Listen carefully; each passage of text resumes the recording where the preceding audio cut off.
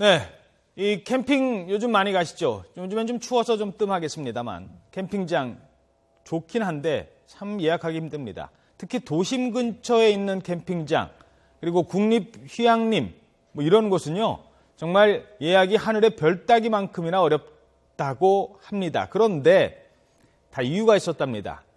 이른바 자동 예약 프로그램을 이용해서 불법으로 먼저 자리를 예약합니다. 한꺼번에 다 그냥 예약해버리는 거예요. 그래놓고 나중에 여기 필요한 사람한테 웃돈 받고 다시 팔은 이 프로그래머가 붙잡혔다고 합니다. 자, 이 문제 취재한 최두 기자와 함께 좀 더 자세한 내용 알아보도록 하겠습니다. 안녕하십니까? 안녕하십니까? 자, 캠핑장 왜 이렇게 예약이 안 되나 했더니 이런 사람이 있었군요. 자, 어떤 일인지 간단하게 먼저 설명을 해주시죠. 네, 먼저 그래픽을 보면서 제가 설명을 해드리겠습니다. 예. 보시면은 이제 실제로 지난 2011년 60만 명에 불과했던 캠핑 인구는 지난해 300만 명으로 5배나 증가를 했고 캠핑 시장 규모 자체도 큰 폭으로 상승한 것을 볼 수가 있습니다. 특히 자연휴양림의 경우에는 일반 펜션이나 휴가지보다 저렴한 가격으로 높은 인기를 끌고 있는데요. 게다가 습은 지친 심신을 달래고 또 가족과 함께 시간을 보내기에는 더없이 제격이기 때문에 인기를 끌고 있습니다. 아하. 또 하나는 힐링과 캠핑 열풍 때문이라고 할 수가 있는데요. TV 프로그램도 한 몫을 했습니다. 범인들은 이런 인기에도 불구하고 예약이 정말 힘들다는 점을 노린 겁니다. 어떻게 했답니까? 뭐 프로그래머가 먼저 예약을 했다는데 그걸 한꺼번에 다 이렇게 예약을 할 수 있나 봐요? 예, 범인들은 프로그래밍 전문가였는데요. 아무래도 이런 인기가 치솟다 보니까 어떤 사람들은 인터넷 속도가 빠른 PC방에서 예약을 하기도 하지만 예약을 하기는 정말 쉽지가 않았습니다. 예. 그래서 지금 이 피의자인 프로그래머는 자동 예약 프로그램을 이용해서 예약을 선점하는 방식을 썼습니다. 지금 이게 하는 거군요. 시연하는 거군요. 맞습니다. 버튼만 누르면은 이름 등 예약에 필요한 모든 정보가 한꺼번에 입력이 되는 건데요. 예. 휴양림이라든지 캠핑장 자리를 예약하는 그런 프로그래밍 언어를 먼저 짜고 오토클릭이라는 프로그램으로 스크립트 실행 버튼을 일정한 주기로 자동 클릭하게 한 겁니다.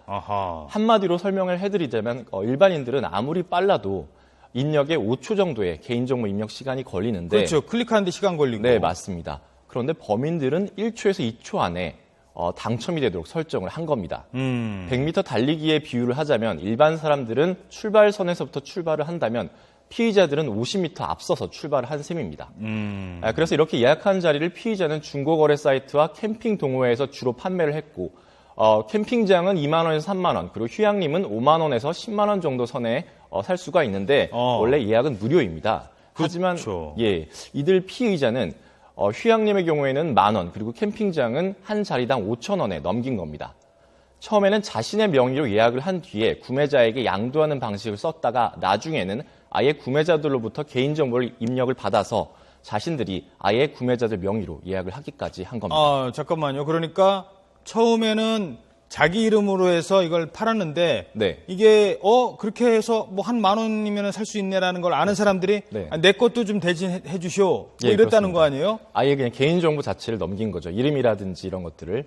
그래서 아예 피의자들이 그런 정보들을 바탕으로 그 언어에다 입력을 해놓고 아예 그 명의로 자, 그렇다면 이 사람들도 잘못이지만 프로그래머도 잘못이지만 그걸 알면서 프로그래머한테 내 거 대신 해주쇼라고 한 분들, 글쎄요, 그분들은 뭐 어떻습니까? 괜찮습니까?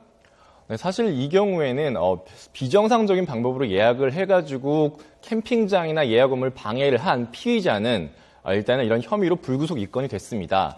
컴퓨터 등 정보 처리 장치 허위의 정보나 부정한 명령을 입력을 해서 정보 처리에 장애를 발생하게 했고 또 어떤 사람들의 업무를 방해함으로써 이런 죄가 성립이 되는데요.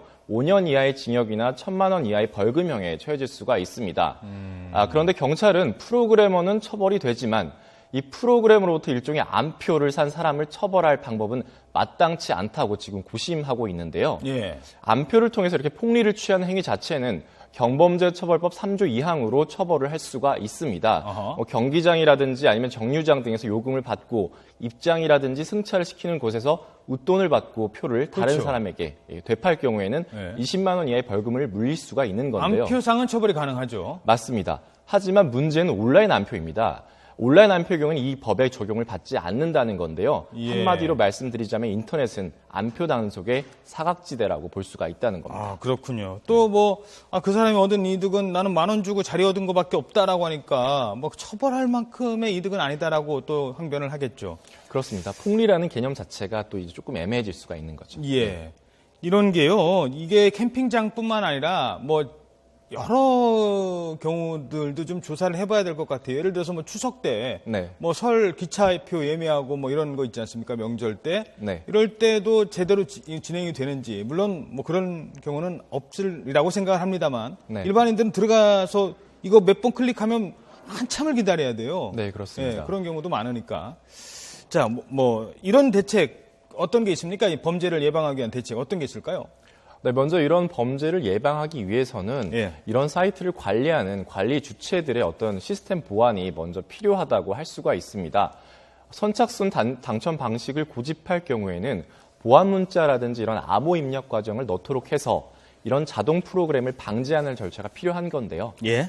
또 현재는 예약을 하면은 당첨이 된 이후에 돈을 입금하는 방식인데 이에 앞서 선결제하는 시스템을 도입해서 부당한 거래를 미리 막는 방법을 고려해 볼 필요도 있습니다.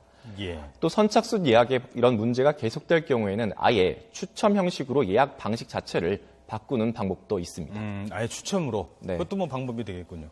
네, 지금까지 최두희 기자였습니다. 수고하셨습니다. 네, 감사합니다.